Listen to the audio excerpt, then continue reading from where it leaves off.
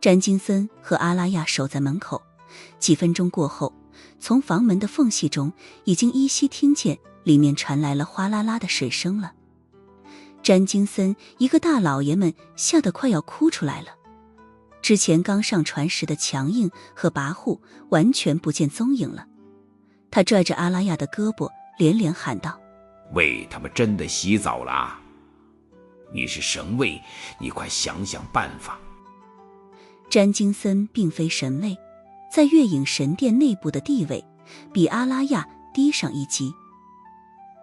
阿拉亚面无表情地说道：我不在意。你不在意？詹金森简直怀疑自己的耳朵了。他很不理解阿拉亚的转变。你不会是想借机上位吧？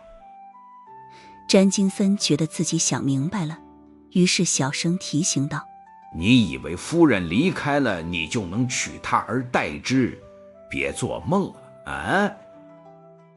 阿拉亚狠狠地瞪了他一眼：蠢货，你如果一直是这样的脑子，这辈子都没可能递补晋升神位了。12神位死光了也轮不到你。詹金森问道：那你是为什么？我是真的想不明白。坦白说，如果夫人铁了心要离开大人，那么选择这位暗影天王，我还是能接受的。阿拉亚说道：他已经把我打服了。詹金森颇为好奇地问道：你是不是有什么受虐的倾向？打你2顿还把你的好感打出来？没有他，你我现在都已经是死人了。我们被他救了不止一次了。阿拉亚起身，看着走廊外面的月光，说道：如果月神大人真因为夫人变心的事情而责罚我，我会选择加入游侠神殿。其实你可以选择去华夏林州，加入皇后酒吧。一道瓮声瓮气的声音响了起来，正是小庞。庞爷此刻居然在替自己的老板招揽手下。詹金森说道：你们皇后酒吧有什么资格和游侠神殿相提并论？你们能有什么优点？小庞：五险一金，包吃包住。什么？詹金森愣了一下。那缺点呢？小庞说道：偶尔会被扣工资。阿拉亚对这个曾经痛殴自己的男人说道：谢谢你，我会认真考虑这个提议的。小庞看了看他，表情非常认真。如果你真的去了，要摆正自己的位置，你的颜值不行，当不了老板娘。他觉得自己被别人用很真诚的方式侮辱了。由于国际刑警要上船调查此次事情，所以苏无忌懒得多事，便选择了提前离开。只是在离开之前，他始终都待在艾斯戴尔的房间里，毕竟后者受伤不轻，需要苏无忌贴身照顾。这仔细照顾了1天1夜之后，他都累出了黑眼圈了，实在是尽职尽责。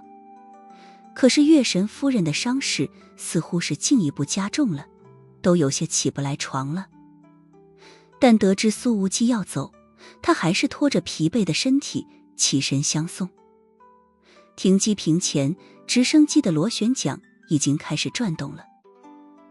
苏无忌一看到这架直升机，就想起与教官姐姐在那一架 NH90 的后排沙发上共同度过的那1个小时。我要走了。苏无忌已经根本不避着旁人了，他搂着艾斯戴尔的纤腰说道：记得早点去灵州找我。艾斯戴尔的唇角轻轻翘起，勾勒出了动人的微笑弧度，高贵的容颜已然变得无比生动。不怕我给你带去危险吗？苏无忌毫不在意说道：呵呵，你最好把月神也一起带来，让我好好的对付对付他，给这个不知天高地厚的狂妄女人上上强度。艾斯戴尔则是说道：那你可不能用对付我的方式对付他。苏无忌捏住了教官姐姐的下巴，在嘴唇上亲了一口。那你放心好了，月神那绿毛龟，我也下不去嘴。艾斯戴尔轻笑不已，他甚至并未察觉，自己在过去这几天里所露出的笑容，已经比过去的10年加起来还要多了。一路平安，艾斯戴尔说道。下次见面，我们还是朋友。苏无忌愣了一下。那不行。艾斯戴尔轻笑。在黑暗世界里活着，还想追求天长地久吗？这句话听起来似乎是在反问苏无忌，但实际上更像是在问他自己。当然我愿意对你负责到底的。苏无忌说道。我不在意这些，更不想成为任何人的负担。艾斯戴尔的眼角弯弯，这是詹金森和阿拉亚等人平时从未见过的动人笑容。戴尔姐姐在这方面看起来似乎是比苏无忌成熟一些，但事实上，在此之前，杀手教官与男性恋人的相处经验完全为零。当然，你也不要认为通过这种事情就能独自占有我。艾斯戴尔微笑着强调了一遍。听着这渣女言论，苏无忌很认真地说道：你没必要强调这一点，我知道你是不想把危险带给我。艾斯戴尔仍旧微笑着，不置可否。苏无忌凝视着对方那宝石般的眼睛，很认真地说道：我更希望的是，你在遇到危险的第一时间想到的是我。听了这句话，艾斯戴尔的眼光如同此刻的海浪，波光粼粼，翻涌不息。苏无忌说着，重重地拥抱了一下艾斯戴尔。再见，我的戴尔。说完，他便走上了直升机。小庞倒是很有礼貌。再见，老板娘。艾斯戴尔微笑否认。我不是。小庞，你肯定是。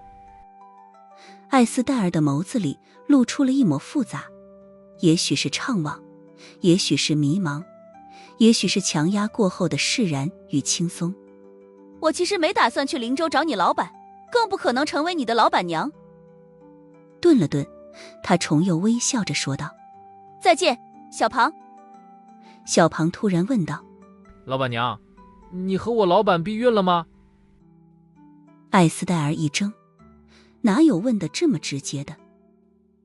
他大概看出来小庞可能是阿斯伯格患者，无奈地摇头一笑，转身走了。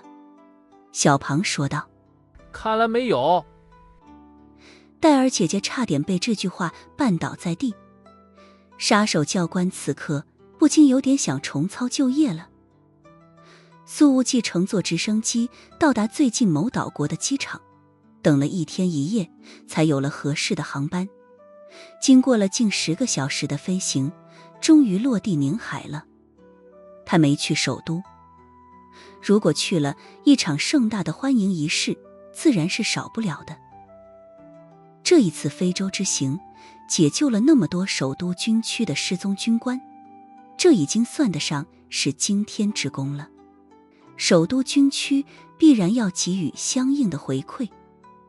只是苏无忌并不想当这个英雄，他觉得自己做的还不够多。什么时候能把老丈人将秉辰救回来，把坠机案的所有人都找回来，这是才能画上勾点。还是国内的空气好。苏无忌走出了机舱，深深地吸了一口气。此时华夏已经是初冬了，夜晚的风已经非常清冷。一台挂着灵州牌照的商务车已经等在宁海机场外面了。肖英磊就站在车边，他仍旧穿着一身旗袍，只是旗袍的外面罩着一件长款大衣，但是开叉的裙子里面并没有穿任何的光腿神器，那雪白细腻的腿部肌肤毫无保留地暴露在这清冷的夜色之中。此刻肖英磊的怀里还抱着一件大衣，看到苏无忌和小庞走出机场，他立刻迎了上去，把大衣披在了自家老板的肩膀上。老板，欢迎回来。肖英磊微笑着说道。丝滑下真冷啊。苏无忌冻得打哆嗦。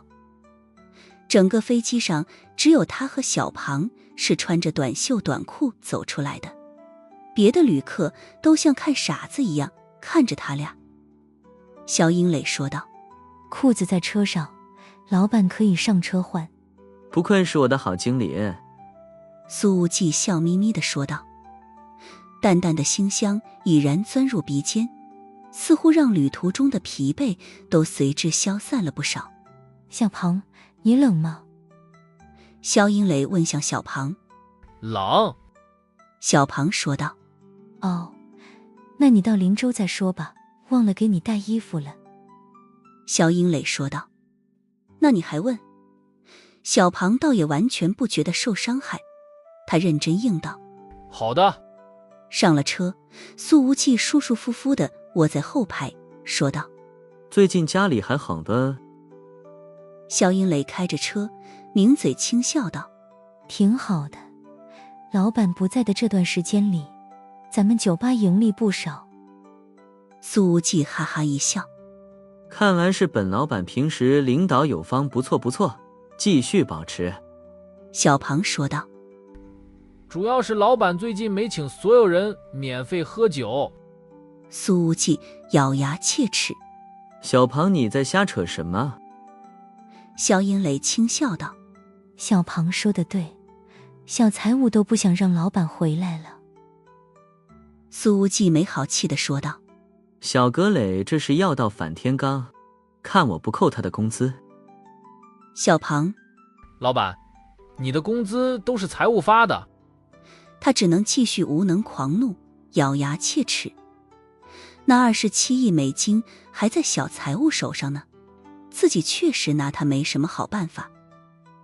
2个小时的车程，苏无忌睡了一觉，到了酒吧门口才迷迷糊糊地醒来。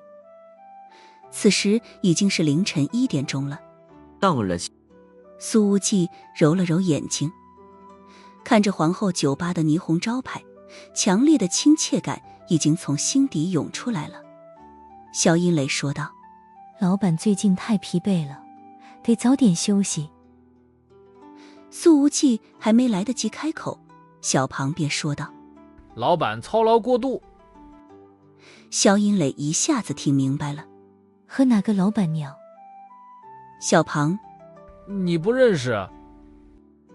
肖英磊立刻眉开眼笑。咱们酒吧又多了新人了，到底是谁啊？小庞，别人老婆。肖英磊沉默了2秒钟，随后艰难地说道。老板，这个关于道德方面，我们是不是也得？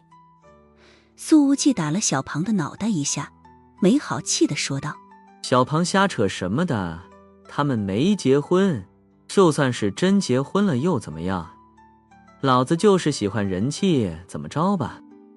说完，他便下了车，走进了皇后酒吧。一推开门，便一手插着口袋，一手扶着门框，低着头，摆出了一副很帅的姿势，喊道：宝贝们，本少爷回来了，来吧，让我们嗨起来。然而一片寂静，没人回应。苏无忌觉得不对劲，缓缓扭过了头，随后控制不住地瞪圆了眼睛。按照常理来说，凌晨1点正该是热闹的时候呢。然而今天的皇后酒吧明显有点不太一样，里面坐满了人，但是却安静到了极点，连轻音乐都没有播放。绝大多数人都是坐姿笔挺，有着明显的军人气质，社死也是一种死。苏无忌觉得现在的自己还不如直接死在非洲呢。那些大长腿和包臀裙的漂亮姑娘们都去哪里了？苏老板环视了一圈，看到了好几个熟面孔，表情已经变得无比艰难了。少爷，我预想的凯旋场景可不是这样的啊。谁能告诉我这到底是怎么回事？苏无忌艰难地说道。绝大部分人的脸上都挂着善意的笑意，并没有多少人表现出尴尬来的。当然，还有个别人在毫不掩饰地幸灾乐祸。幸灾乐祸的那个就是邵永阳。不过，坐在中央卡座上的某个中年男人正撇着嘴，脸上明显写满了嫌弃，似乎根本不想认识苏无忌。萧英磊轻轻一笑，说道：老板，这是给你的惊喜。这是惊喜，这是惊吓吧？苏无忌黑着脸，扭头对萧经理小声吐槽道：我说干嘛弄来这么一群大老爷们？我要他们来给我惊喜吗？萧英磊微笑道：老板请见谅，他们不让我告诉你。苏无忌就差跳脚了，继续压低了声音，没好气地说道：搞清楚你的工资是谁发的，还有皇后停业一天，本老板得损失多少钱啊？一个个的都没有半点做生意的头脑。无忌，这确实是我们给你的惊喜，而且这还是通过军区常务会集体讨论的。一道声音响起来，一个男人从中间卡座上站了起来。他并没有穿军装，而是穿着黑色的行政夹克，脸上透着欣慰的笑意，正是邵飞虎。苏无忌深吸了一口气，强行挤出了一丝笑容来。邵司令员，您老人家怎么也来夜店了？这好像不太合适啊。在非洲过了那么多天苦日子，本想回到皇后酒吧好好的嗨一嗨，让那些漂亮姑娘陪着自己好好打上几圈麻将，却没想到这帮首都大佬们直接把自己的酒吧变成了会议室。邵飞虎笑呵呵地说道：不合适啊，所以我让军区提前来对接，今天皇后不营业。苏无忌更加肉疼了。停业这一天，之前好多天赚的钱都得搭进去。搞毛线啊！小葛磊这个小财迷怎么能同意这么离谱的提议？可是财务大小姐此时居然也站在2楼，正眼睛亮晶晶地看着他呢。苏无忌其实很想问问，今天停业的损失是不是该由首都军区来给补上，但在场的人太多了，他终究没好意思开口。不过虽然他没开口问，可心情全写在脸上了。某个中年男人脸上的嫌弃表情更重了，他低头扶额，都懒得看苏无忌。来，欢迎我们的英雄凯旋。邵飞虎说完便开始鼓掌了，所有人都起立鼓掌。其实他们等待此刻已经等了太久了，开场的小插曲并不影响他们的心情。这掌声如此的热烈，让人无比动容，大家的脸上都挂着激动的笑容，似乎1分钟之前的尴尬从未发生过。只有一个人没站起来，正是苏无忌的老爸苏瑞。儿子回来了，你怎么不站起来？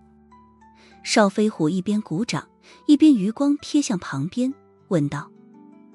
苏瑞没好气地说道：这小子走之前，老子还深情款款地给他送行，现在倒好，一进门就喊宝贝，真是把老子的脸给丢完了，老苏家的脸都不要了。不过说完了这句话，他还是站了起来。虽然没鼓掌，脸上虽然还有着嫌弃，但面部的线条明显舒缓了不少。丢人归丢人，但也不是真生气。仔细看去，也能从苏瑞的眼睛里找到一抹浅浅的欣慰之意。苏无忌看到了老爸的脸色，尴尬地挤出了一丝笑容，随后立正，对在场的众人敬了个礼。邵飞虎走了过来，在酒吧穿着便装，不用敬礼。话虽如此，他还是回了个军礼。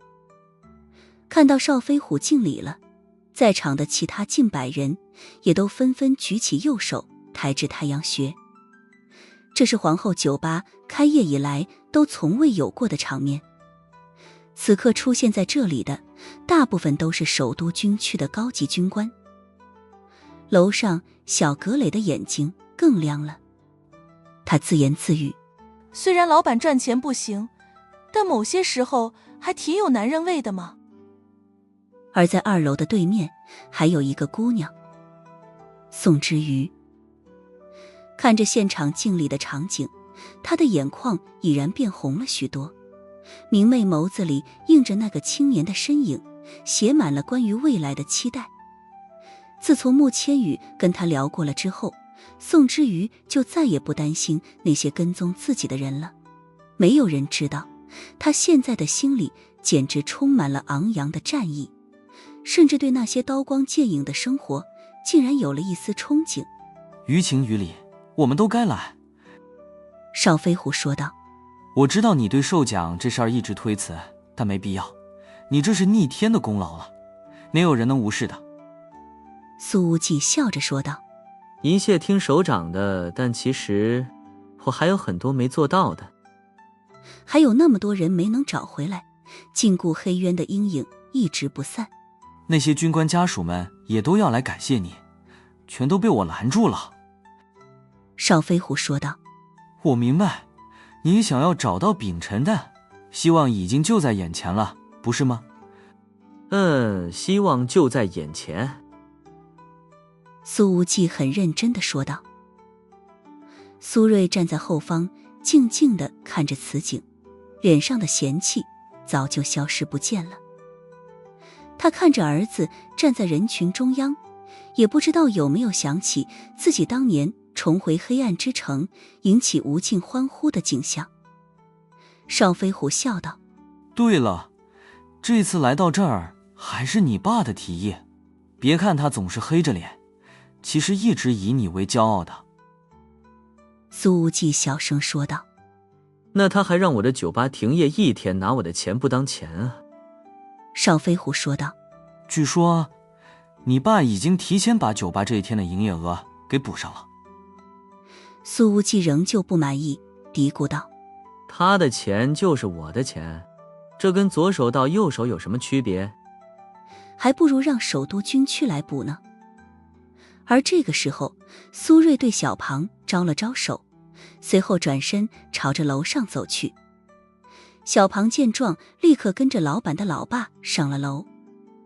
显然，老苏要询问一下非洲到底发生了什么。这时候，苏无忌即便是想要阻拦，也拦不住了。杀手教官姐姐肯定要暴露了。对了，这个给你。邵飞虎说着，给了苏无忌一个小盒子。红丝绒的盒子。邵飞虎说道：猜猜是什么？苏无忌一挑眉毛，很认真地猜着。不会是一张银行卡吧？里面装着30万奖金。邵飞虎哈哈一笑：奖金不会少了你的。当年坠机案发生过后，首都军区其实有发过不止1次悬赏，不过那时候我们都以为悬赏没什么用，回头我让人把所有悬赏文件都找出来，给你累加一下奖金。苏无忌嘿嘿一笑：不管多少，有总比没有好，好歹能把我今天停业的损失补上一点点。咱们首都军区就是自家人啊，不像那个调查局的老宋，抠门的要死，我累死累活的帮他干活，3000块钱就把我打发了，这么点钱他居然也好意思给。可斜后方有人清了清嗓子。苏无忌扭头一看，正是宋鹤鸣。原来人家宋大局长早就进来了，一直坐在侧面呢。苏无忌也不觉得有什么尴尬的，他咧嘴一笑，说道：宋局，您老人家听到我的心声了吗？宋鹤鸣倒也不生气，摇头笑着说道：你小子还不看看邵司令员给你的是什么？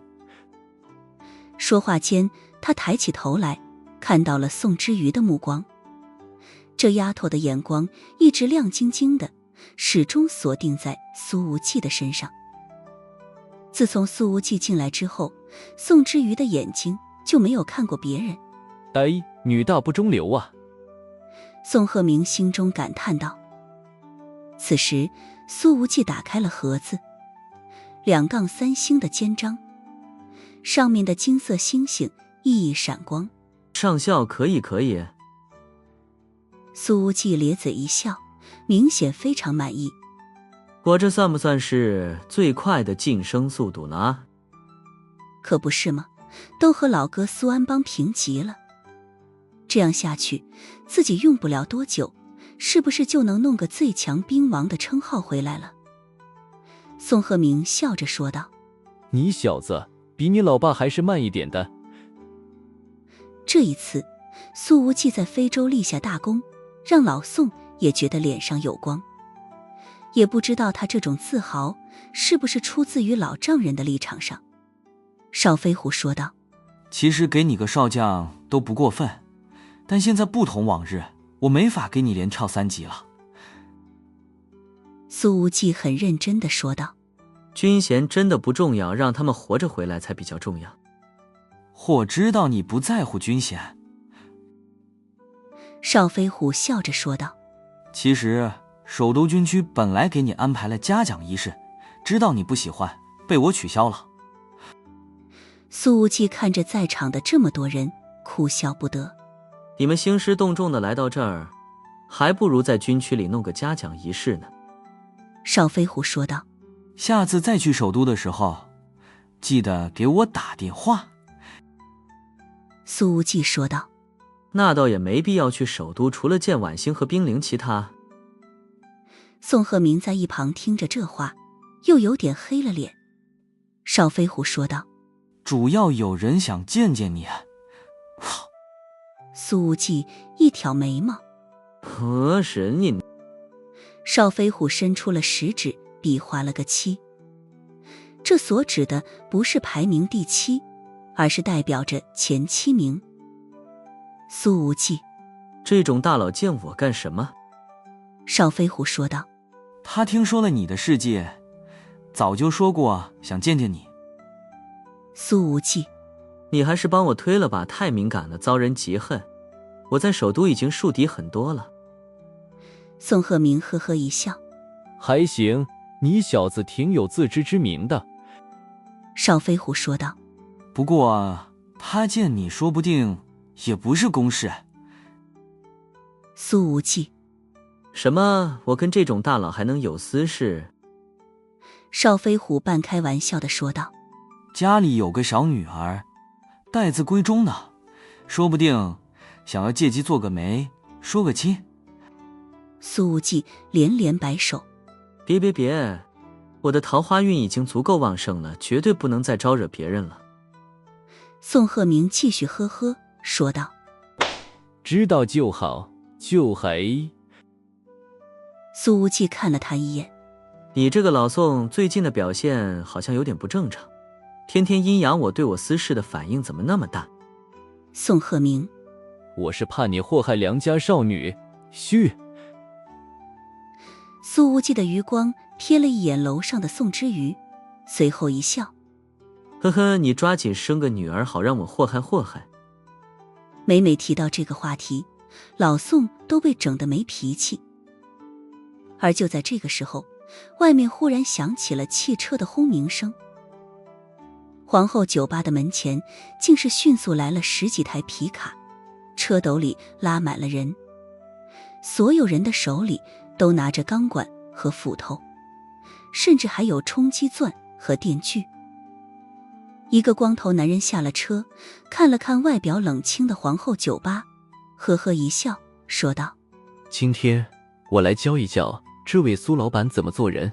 冲进去，见东西就给我狠狠的砸，见人就给我狠狠的打。光头男人名叫黄德辉，他跟着自家大老板，曾经在以制造业和洗浴按摩而著名的南方某城市混得风生水起。但是当年还不到20岁的苏无忌路过那座城市，一时缺钱了，便带着小庞进到黄德辉的赌场里玩了几把。结果苏无忌发现，这赌场居然用一种很粗暴的方式来出老千，直接在每一张赌桌下面放了台类似 X 光机的玩意儿，能强力透视每张牌。这一下苏老板不爽了，老子赌博讲的是诚信，不是不能输钱，你特么的在下面放 X 光机，是想要缩短老子的寿命吗？打这一场牌得少活多少年啊？于是生气的苏老板便放出了小庞，庞爷独自一人把整个赌场给掀了。当时黄德辉就主管这个赌场，被小庞一拳就打晕了过去。这场子里的所有打手都被小庞拧断了一条胳膊。苏无忌还顺手玩了一把黑吃黑，接收了他们赌场里所有的流动资金，瘪瘪的腰包一下子鼓了不少。这个光头黄德辉醒过来之后，立刻向大老板求援。黄德辉的大老板叫李运宪，在那座南方城市里有不少场子和人手，他们在整个城市里对苏无忌围追堵截，但是却被后者摇了一堆人来，直接抄了老窝，把李运宪手底下最大的场子给砸了个稀巴烂。当时苏老板还年轻气盛，比现在还要喜欢打抱不平。他发现这李运宪的场子里居然有好几个姑娘是被强制拐来的，于是直接越过了该地级市的公安机关，把所有人证物证送到了省厅。虽然李运宪在当地是有保护伞的，但架不住这一条年轻的过江龙从省里借来了铁拳，于是这位灰色地带的大佬便被送进了监狱。即便有手下人帮忙顶下了大部分的锅，但还是被判了10年。如今6年过去了，通过一些运作，李运宪和黄德辉都减刑出来了。不过这6年来，李运宪即便在狱中也能对手下遥控指挥，所以他的那些生意倒是一直没有落下，一出狱之后便自动回到了大佬之位。事实上，虽然光头黄德辉对此事一直记恨不已，但李运宪并没有想要报复苏无忌。这家伙也算是因祸得福，这6年时间在监狱里躲过了2轮严打，在当地的许多竞争对手也倒台了。而以李运宪当时高调凶狠的行事方式，如果没被抓进来，现在怕是已经被枪毙了。然而奇怪的是，在前一段时间，李运宪忽然改变了主意，居然开始仔细调查苏无忌了。就连黄德辉都觉得自家老板的转变不太正常，但他早就想要狠狠报复苏无忌了，在监狱里憋了足足6年，终于有了机会。甚至这一次李运宪还给了黄德辉2名高手随行，毕竟当年小庞那堪称逆天的打杂能力，给他们留下了难以磨灭的印象。事实上，黄德辉跟着自家大老板那么久，却根本不认识那2个高手，这2人似乎是从天上突然掉下来的一样。一个看起来40多岁，高高瘦瘦，手长脚长，穿着一身白色的轻薄练功服，一派江湖高手的感觉，但是身形那么瘦，表面上看起来似乎不太抗揍，但却能给光头佬黄德辉带来一种危险的感觉。另外一人的个头不高，但身形极为强壮，肩背宽阔，手背上全是厚厚的拳茧，一看就走的是硬派暴力的路子。单单从外表上来看，2人应该不是同一个师承和门派。黄德辉对这2人抱了抱拳，说道：金先生、李先生，这一次辛苦你们出手了。这一路上，这2人对黄德辉爱搭不理，明显根本没瞧上他。又高又瘦的那个叫金飞扬，矮壮的叫李晨良。黄德辉根本不知道老板从哪里找来的这2大高手。金飞扬看着皇后酒吧的招牌，冷笑着说道：让掌门如此重视的家伙，原来就藏在这里。呵呵，这都市里能有什么高手？这声音之中有着很明显的北方口音，每一个字之中都透出了渗人的冷意。听了这句话，黄德辉瞬间明白了，这一次并非是自家老板李运宪想要报复苏无忌，而是这2大高手背后的势力要挟他出手，而自己的老板不得不听从他们的命令。只是从对方口中说出来的掌门之类的称呼，听起来像是来自于江湖世界。黄德辉打量了一下四周，冷笑道：这夜店的生意这么冷清，没有客人，没有保安队，做个屁的生意。那个名叫李晨良的矮壮男人则是扭头看了一眼黄德辉，淡淡说道：让你们的人上门，逼他现身，生死。黄德辉扭头对那些手持武器的打手们喊道：都愣着干什么？给我冲进去砸！今天晚上皇后的安保队伍都不在，周围只留了几个伪装成路过行人的暗哨。得知首都军区的大佬们要来，酒吧歇业一天，萧英磊便提前让王大洲带着得力手下们去了金阳市。最近有几个从金三角越境的毒贩子一路流窜而来，给缉毒警察们造成了不小的麻烦。皇后的安保大队也正好也可以参与联合行动，逮住机会练练手了。而邵飞虎他们此次从首都飞来，落地之后用的也不是军区牌照的车辆，而是普普通通的考斯特。这几辆车现在只是停在停车场的角落里，并未引起黄德辉的注意。事实上，当黄德辉带着10几台车子驶到云烟湖周边的时候，萧英磊便已经从暗哨的口中得到了消息。但当时大家都在对老板起立鼓掌，他也就没有汇报。毕竟大佬们都在，何必让皇后酒吧出力？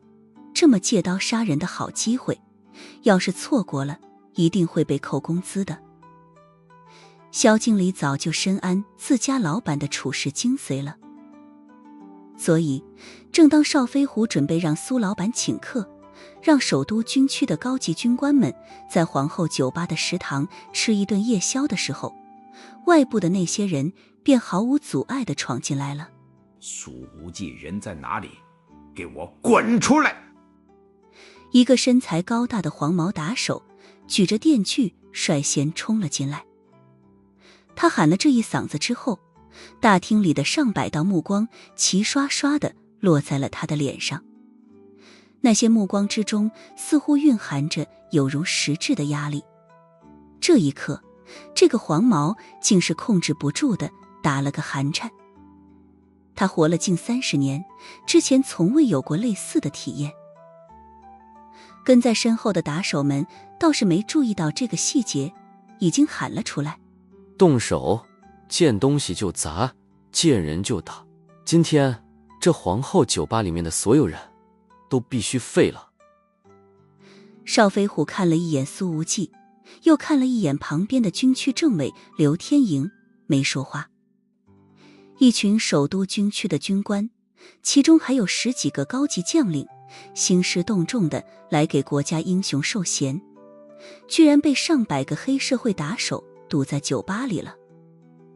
旁边站着的是第1集团军军长王惊天，这位少将面色难看地说道：之前为了给无忌一个惊喜，我们特意把警卫队都给拉进来了。黄德辉已经大步走了进来，嚣张地喊道：苏无忌，你今天要是不主动站出来，这里所有人都得给你陪葬。此时那些手持钢管和斧子的打手们已经开始朝着人群冲过来了。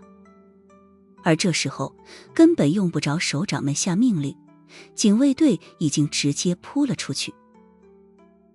苏无忌拉着邵飞虎的胳膊：“司令员，你可得给我做主，我这才刚刚在玉归来，他们就欺负到我的头上了。你不能让英雄流血流汗又流泪啊！”要是这话是邵永阳说的，邵飞虎肯定的来一句：“老子懒得管你，自己的屁股自己擦干净”之类的话。但邵司令员对待苏无忌比对待自己亲儿子还亲，哪怕苏无忌说出的是这种绿茶味道十足的话，也让他的表情瞬间冷了下来。这短短1分钟的功夫，黄德辉从南方带来的那些手下们已经超过一半被扑倒在地了。他们就算是手上有武器，也逃不脱乌合之众的范畴，根本不是首都军区警卫队的对手。这些所谓的警卫队员，实际上个个都有着特种部队的战斗力。见此情景，黄德辉愣住了。这皇后和他印象里的酒吧完全不是一回事儿，这特么的战斗力怎么能强到这种程度？邵飞虎没说什么，只是简简单单的一挥手。站在舞台两侧的一群中年校官们立刻加入了战局。他们能走到这个位置，皆是有着丰富的基层经验，即便处在现在的位置，训练也从来不曾落下。没有超过5分钟，黄德辉带来的那些打手便全部被撂倒在地，个个都失去了战斗力。这时候黄德辉虽然还站着，但是双手双腿都已经开始控制不住地哆嗦了起来。他此刻觉得自己所面对的简直是一只虎狼之师。这特么的是个什么样的酒吧啊？邵飞虎往前走了几步，走到了黄德辉的面前，而军区政委刘天营、第一集团军军长王惊天则是站在左右。3位首都军区的大人物只是往黄德辉面前简简单单的一站，还没说话呢，后者便明显有些撑不住了，简直像是见了天敌一般，两股战本能的想要匍匐在地。你是什么东西？邵飞虎淡淡问道。上将一开口，所形成的无形气场让黄德辉骤然双膝一软，扑通一声跪倒在地。他根本说不清自己为什么会这样，此刻大脑之中一片空白，心中全是恐惧的情绪。这时候一道声音在门口响起来：“你们又是什么东西？”出声者正是那个高高瘦瘦的金飞扬。此刻金飞扬和矮重的李晨良缓缓走了进来，前者扫了一眼那些被干翻在地的打手们，冷冷哼了一句：“真是一群废物。”以金飞扬的实力进来之后，自然感觉到了不对劲。黄德辉的这些手下未免败得有些太快了，但是这次出山，金飞扬压根没有把城市里的高手放在眼里。在他和那个李晨良看来，这个国家的顶尖高手从来都在江湖世界，而能在都市红尘中讨生活的，从来都是没什么真材实料的沽名钓誉之辈。至于两家的掌门们为什么执意要对付一个酒吧的年轻老板，他们虽然不解，但也懒得去想其中原因。邵飞虎那一双虎目里的冷光从金飞扬和李晨良的身上扫过，问道：“江湖中人？”盯着邵飞虎，金飞扬冷冷问道：“你还没告诉我你是什么东西？”苏无忌用胳膊肘捅了捅旁边的邵永阳，小声说道：“为他骂你老爸，这你能忍？”邵永阳刚刚一人放倒了5、6个打手，此刻还觉得有些不过瘾呢。他甩了甩手背上沾的血滴，无所谓地说道：“这有什么不能忍的？老头子多久没被人当面指着鼻子骂了，我还觉得挺有意思。”他忽然发现自己好像也是这样的，要是有人敢这么嘲讽自己老爸，自己绝对幸灾乐祸看热闹，怪不得能和邵永阳成为异姓兄弟。邵飞虎又看了看对面2个江湖中人，淡淡问道：看你们的样子，是来自于虎灵山，还是雪峰门？金飞扬看着邵飞虎，呵呵一笑：眼力还算不错，鄙人金飞扬，现在担任虎灵山戒律堂堂主。说着，他指了指旁边的李晨良：这位是来自雪峰门的李晨良大师兄，不出意外的话，他就是下一代雪峰门的门主。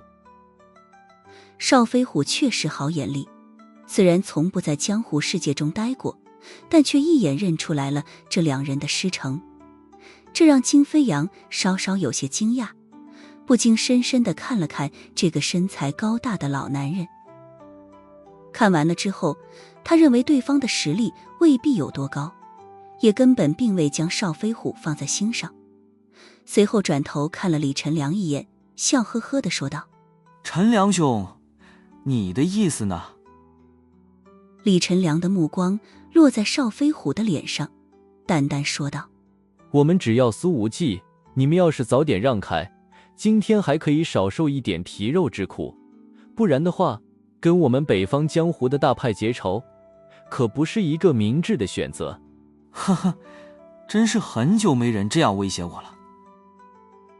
邵飞虎说着，扭头看了看宋鹤鸣：鹤鸣啊，你们这纪律部门不管江湖世界的事情。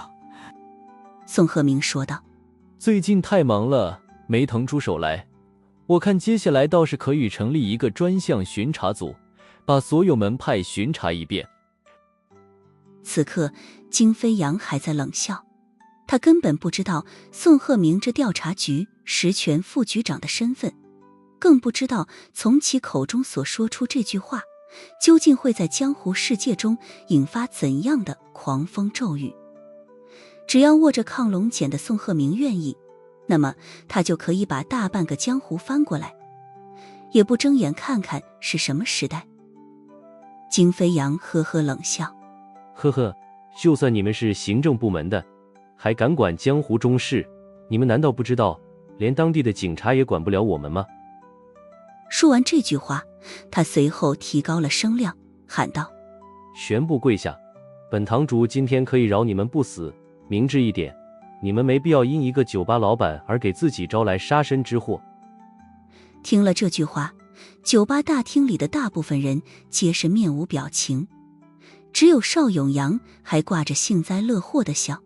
他嘲讽地说道：你们两个奇葩，知不知道在跟谁说话？连杀身之祸这词儿都用出来了。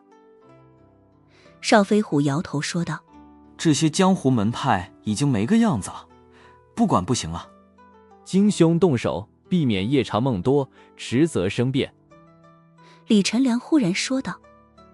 他之前的确眼高于顶，但现在总算看出来了，这酒吧里的众人绝对非同一般，尤其是不动如山的邵飞虎，给他带来了一种深不可测的感觉。但即便对方是官员又怎样？行政机关又管不到江湖中事，先下手为强，先弄死苏无忌再说。这一刻，李晨良往前跨了一步，身上骤然腾起了强烈的气势。他的拳头已经暂起，朝着邵飞虎的脑袋上轰了过来。面对这么猛烈的攻击，邵飞虎仍旧站在原地，动都不动一下，甚至眼皮子都未眨一下。然而下一秒，砰！现场骤然响起了一道巨大的枪声。李晨良的身体狠狠一颤，一个年轻人正单手举着一把枪，从枪口中射出的子弹直接在李晨良的肚子上开了个洞，任你腹肌再坚硬也扛不住这一发子弹。举枪射击的正是苏无忌，他这把枪还是顺手从邵飞虎警卫员的腰间拔出来的。李晨良那犹如人形坦克一样的矮壮身体狠狠颤了几下，随后抬起头来，眼睛里有着强烈的难以置信之色。混蛋，你不讲武德！李晨良骂道。感受着生命力的迅速流失，这位雪峰门大师兄的一颗心开始跌入谷底。苏无忌咧嘴一笑，武功再高也怕菜刀，这个道理都不明白。说着，他一抬手，砰砰砰砰，又是4发子弹射出，直接打碎了李晨良的双腿膝盖，后者直接惨叫着跌倒在地。金飞扬在一旁看着此景，已经不敢动了，因为此时有10几个黑洞洞的枪口正对准着他的脑袋。你到底是谁？他看着开枪的那个年轻男人，语气无比艰难，之前的嚣张跋扈已经全然不见了踪影。我就是苏无忌，就是你们要找的人。苏无忌不禁有些无语，你要弄死我，连我长什么样子都不知道，这功课做的未免也太不到位了吧。金飞扬咬着牙说道。我是虎林山的戒律堂堂主，你今天如果敢伤我，那么……他的话音未落，砰一声毫不讲理的枪响，苏无忌直接扣下了扳机，子弹毫无花哨地钻进了金飞扬的小肚子，后者一下子跪倒在地。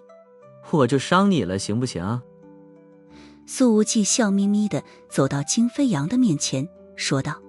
知不知道在你面前的是谁？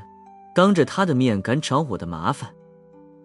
金飞扬疼得满脸冷汗，这是他人生中第一次中枪，这种滋味实在是太疼了。到底是谁？苏无忌微微一笑，走到老少的旁边说道。介绍一下啊，这位就是首都军区司令员邵飞虎上将。金飞扬一听，顿时打了个冷战，几乎都忘记了腹部的疼痛了。上将，就算是身在江湖世界，平日里远离都市，金飞扬也知道上将这个词到底代表着什么。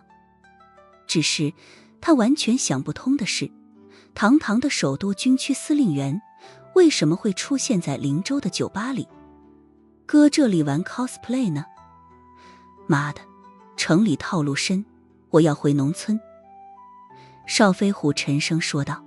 苏无忌是我首都军区的上校，是刚刚立了大功的国家英雄，你们要动他。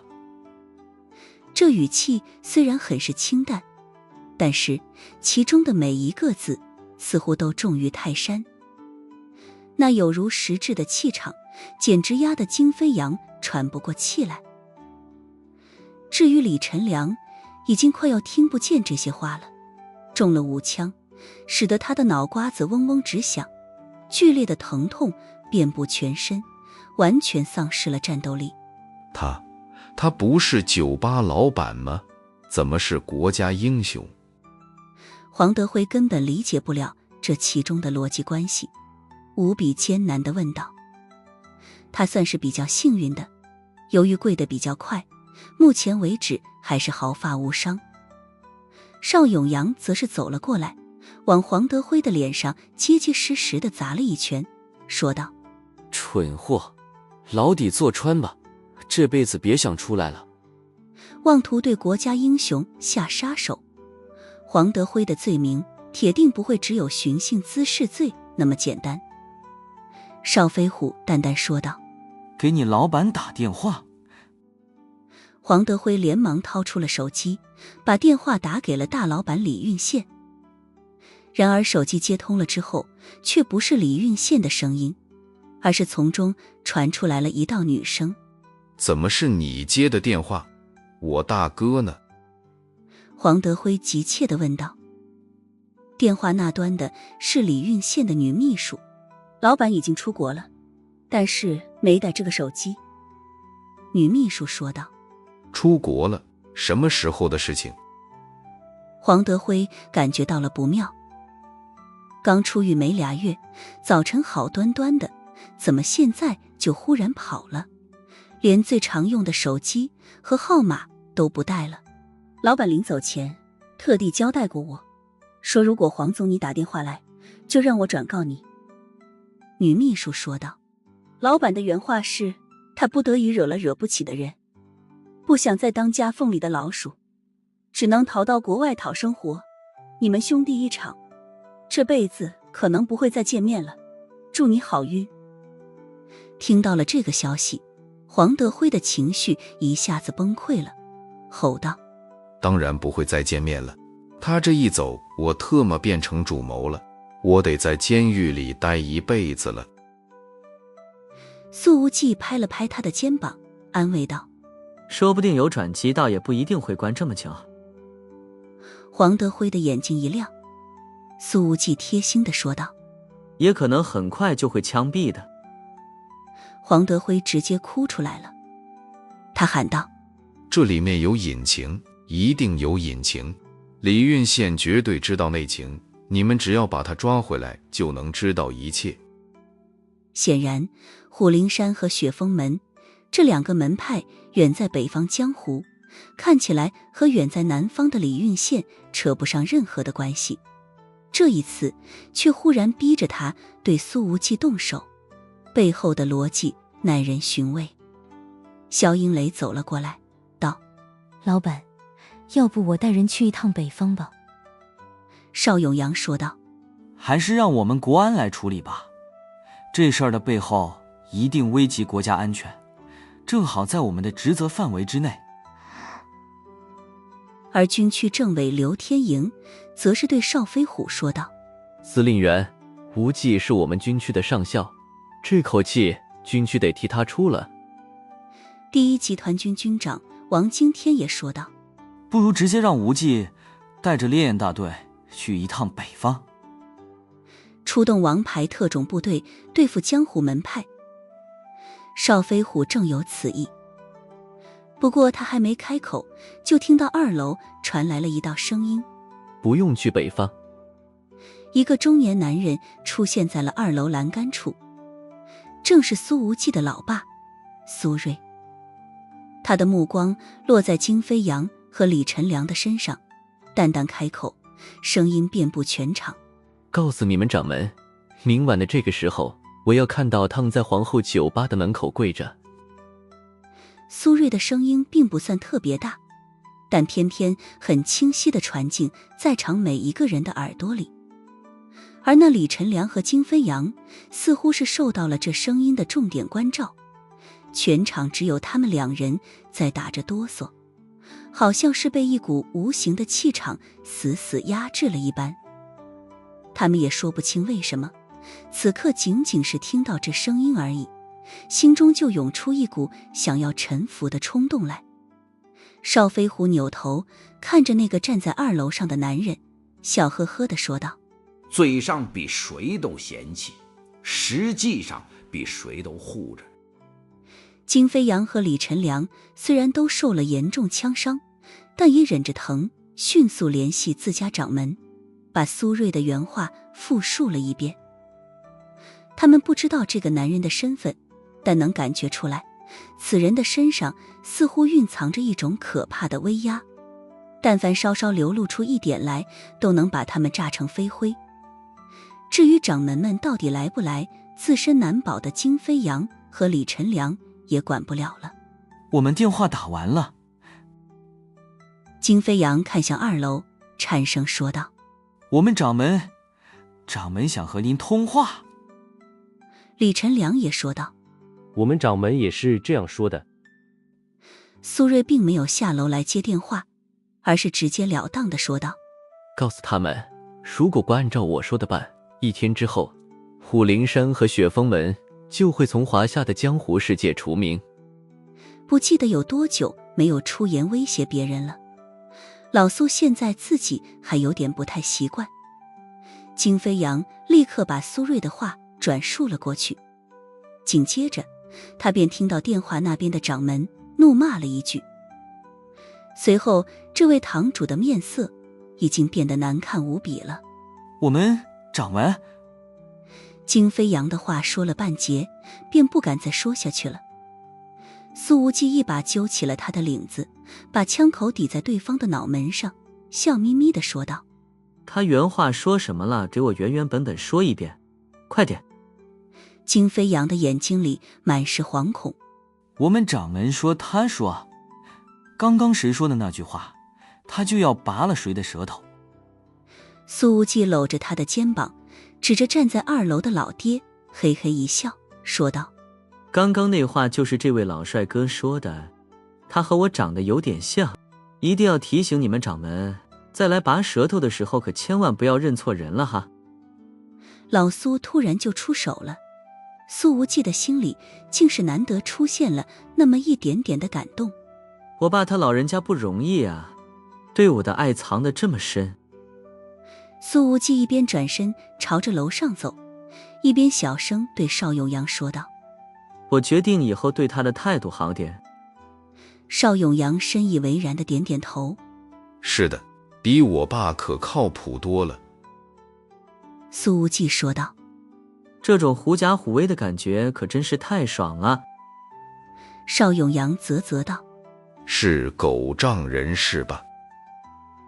苏无忌正要低声骂回去，就听到邵飞虎扭头冲着2楼喊道：江湖世界的那些小鱼小虾，最近要不要亲一亲了？看到老苏开始装逼，邵干爹现在有点憋不住了，很想对那些不知天高地厚的江湖门派动动手了。苏瑞抬手指了指苏无忌：你不用操心，交给这小子就是了。苏无忌咧嘴一笑：嘿，我爸就是疼我，每次有这种肥差都想着我。邵永阳在一旁小声说道：还真是，这华夏江湖世界的油水，说不定都不比西方黑暗世界差多少。咱爸这对你是刀子嘴豆腐心。话没说完呢，他的屁股上就重重挨了一脚，一扭头看到老邵正吹胡子瞪眼。混小子，喊谁爸呢？邵永阳讪讪一笑：其实多认一个爸也没什么的，爸爸多了路好走啊。2楼，苏无忌的套房里，小苏老板拿着一瓶没拆的矿泉水，放在了老苏的面前。爸，您老人家请喝茶，今天话说多了，快润润嗓子。呵呵，请你爸我喝茶，连盖子都不拧开，没诚意。苏瑞坐在沙发上，看着自己的儿子，面无表情地说道：平时懒得帮你擦屁股，这次正好撞上了，要是不帮你解决了，还真怕老了不孝顺我。苏无忌嘿嘿直笑：爸，瞧您说的，我是那种人嘛，等您老的不能动了，我肯定给您端屎端尿，除了不帮您找小妈，其他干什么都行。在场的还有好几个首都军区的高级将领呢。听了苏无忌这话，苏瑞的脸又黑了2分。爸，这次真不是我招惹了他们。苏无忌说道。我到现在还是一脸懵。苏瑞说道。我知道，不是你惹的。苏无忌连忙说道。对了，那个叫李运宪的肯定知道内情，不然不会第一时间跑到国外的。只要把他抓回来，事情就全搞定了。苏瑞看了儿子一眼，拿起了手机，打了个电话。他第一句只说了3个字：抓到没？电话那边回答道：抓到了。苏瑞说道：把人送到灵州来，交给无忌处理。说完，他便挂断了电话。这就抓到了。毕竟从那黄德辉知道李运宪的去向，到把人在国外抓住，这一共才过了多长时间？不到半小时。其余几个首都军区的高级将领虽然知道苏瑞很强，但没想到时隔多年之后，他依然保持着这般庞大的能量，着实是有些让人吃惊了。苏无忌瞪圆了眼睛：爸，您老人家这也太快了吧。苏瑞本想接一句说谁快呢，但想想不太符合自己的身份，话到了嘴边还是咽了回去，被儿子给戳到痛点了。这小子肯定是无心之言。行了，时间过早了，我们先走了。苏瑞站起身来，看着在狱归来的儿子，难得说了句好听的：这一趟非洲之行也算是辛苦了，早点休息吧。苏无忌连忙拦住老爹：“爸，您别走啊！24小时之后那俩掌门就要来了，您不得坐镇啊？”苏瑞一扬眉毛：“我留在这里干什么？等着他们来拔我的舌头？”苏无忌的眼睛都瞪圆了：“别啊，您不能这么不负责任啊！我可是您的亲儿子。”苏瑞呵呵一笑：“狠话我已经替你放出去了，剩下的事情我就不插手了。”说罢，他居然真的起身要走。苏无忌快哭了：“爸，我需要您替我放狠话吗？您要这样欺负我，我可就告诉我妈了啊！”苏瑞没好气地说道：“从小就只会找你妈告状，你小子就剩这点出息了。”邵飞虎拍了拍苏无忌的肩膀：“无忌放心吧，我和你爸都得在林州多待几天。”“还是我干爹好。”苏无忌笑眯眯地说道。邵飞虎哈哈大笑，略有得意地看了苏瑞一眼。邵永阳嘴角抽搐地站在角落里，怀疑自己到底是不是老邵的亲儿子。“对了，你出来，你出来。”苏瑞一把将儿子拉到了隔壁房间。“临走之前，我得问你几件事情。”苏无忌总觉得有点不妙，扭头瞪了小庞一眼：“嘿嘿，大您老人家的关系网遍布天下，想要知道什么还需要通过我的口吗？”苏无忌莫名有点底气不足。苏瑞盯着自己儿子说道：“不是不让你招惹姑娘，但是绝对不能碰别人老婆。”苏无忌尴尬地搓了搓手：“人家没结婚，而且……”苏瑞：“别人的女朋友也不行。”苏无忌：“他们已经分手呢，我不算第三者插足。”这还差不多。苏瑞用手指戳了戳苏无忌的脑门：“我的确是希望你青出于蓝而胜于蓝，但绝对不包括在找姑娘方面。”苏无忌嘿嘿笑道：“爸，这一点您放心就是。就我那些小妈的数量，我这辈子都超不过了。”“这辈子都破不了。”苏瑞没好气地说道：“依我看，明年就能超过了。”事实上，要不是苏瑞用童子功的说法，一直骗着苏无忌，怕是儿子现在的数量都已经是老子的2倍了。苏无忌：“爸，我真不是乱搞的人啊。”“我能不知道？”苏瑞指了指脚下：“光这林州数得着的就有5个了。”苏无忌讪讪一笑：“爸，您说赏呗。”顿了顿，他说道：“鳖精于秦荒于现。”苏无忌接出了下一句：“女人在精不在多啊。”在这方面，苏无忌确实是有点虎父无犬子的味道了。老苏教训起来也多少有点底气不足。南海手记以及那几个动作不能落下。苏瑞临走前又叮嘱了一句：“一天都不能荒废。”过了一会儿，众人都离开了。小葛磊居然也被苏瑞带走了，说是让他陪着叔叔伯伯们一起吃个夜宵。但是苏瑞带走了小葛磊，却把宋之瑜留了下来。宋鹤鸣在临走之前似乎有些不放心，一直往小之瑜那边看，似乎觉得把他留在这儿不太放心，但终究没有说出口。人群散去，热闹的皇后酒吧一时间冷清了下来。萧英磊自然不会来打扰，于是顶层房间里只剩下了苏无忌和宋之瑜。多日不见，这姑娘变得更加明媚，从青涩少女向青春姑娘的转变也更多了几分。所谓的稚嫩在一点点的褪去，似乎每一天都比前一天更加的长开。即便只是穿着简单的加绒外套，浑身上下没有半点暴露在外，宋之瑜的吸引力也是无敌的。苏无忌莫名有点脸庞微热，随口说道：“你这丫头几天不见又变漂亮了，宋之瑜的眸子反射着灯光，一如窗外夜空里的星星，微笑着问道：无忌哥，我哪里变漂亮了呀？